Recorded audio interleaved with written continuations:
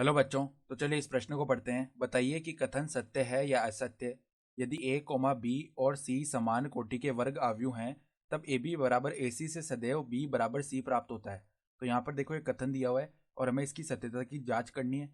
तो प्रश्न में आगे बढ़ने से पहले इस प्रश्न से संबंधित जो मुख्य अवधारणा है उसकी हम चर्चा कर लेते हैं। देखो मुख्य अवधारणा देखो क्या हो जाएगी। यदि कोई भी अवयव उसका हम प्रतिलोम ज्ञात करें अर्थात पी इनवर्स ज्ञात करें तो वो किसके बराबर होता है, एडजॉइंट पी बट्टा में सारणिक पी।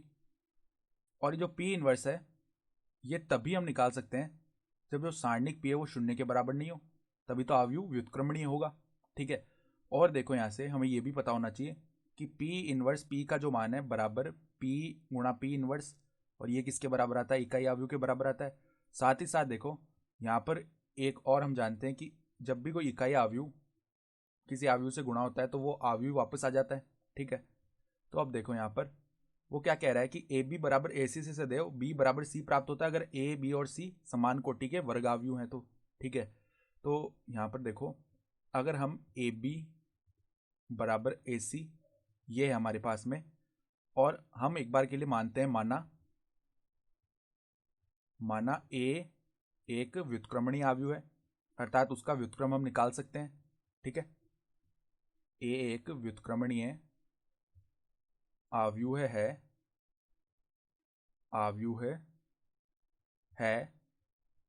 अर्थात जो सारणिक ए है वो शून्य के बराबर नहीं है।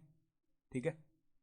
ये एक तो हमने ये बोल दिया ए जो है वो एक व्युत्क्रमणीय अवयव है, सारणिक ए जो है वो शून्य के बराबर नहीं है।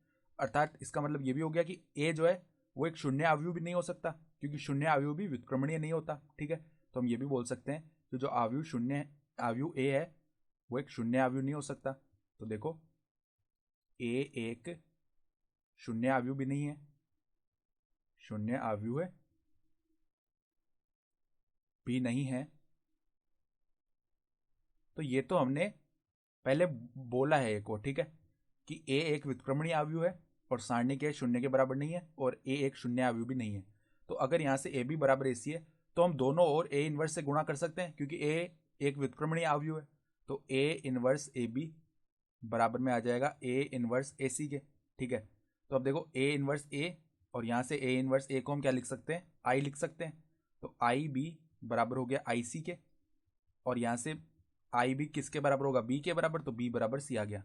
लेकिन यहाँ पे देखो बी बराबर सी आ तो गया लेकिन वो किस स्थिति में आया, जब ए एक व्युत्क्रमणीय अवयव है, सारणिक ए जो है वो शून्य के बराबर नहीं है, ये स्थिति है, और ए एक शून्य अवयव भी नहीं है। ठीक है। तो यहाँ पर तो देखो ये तो हमें कथन में बोला ही नहीं गया कि एक व्युत्क्रमणीय अवयव है या नहीं है, इसके बारे में कोई जानकारी नहीं दी गई है। बस इतना बताया गया है कि ए बी और सी समान कोटि के वर्गाव्यूह हैं। ठीक है। तब ए बी बराबर ए सी से सदैव बी बराबर सी प्राप्त होता है। तो ये कथन तो असत्य हो गया क्योंकि यहाँ पर हमें यह भी बताना चाहिए था कि ए जो है वो एक व्युत्क्रमणीय अवयव है अर्थात सारणिक ए का जो मान है वो शून्य नहीं है। ठीक है। या ए एक शून्य अवयव भी नहीं है। तो ये जो दिया गया कथन है अतः दिया गया कथन असत्य है। दिया गया कथन असत्य है। ठीक है। तो ये हमारा उत्तर हो गया। तो आशा करता हूं कि आपको ये प्रश्न समझ में आया होगा। धन्यवाद।